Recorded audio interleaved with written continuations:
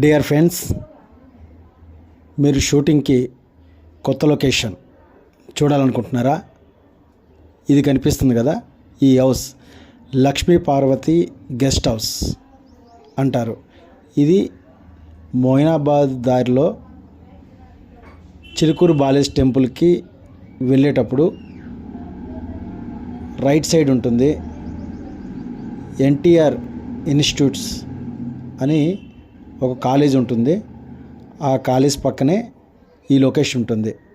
చాలా beautiful location.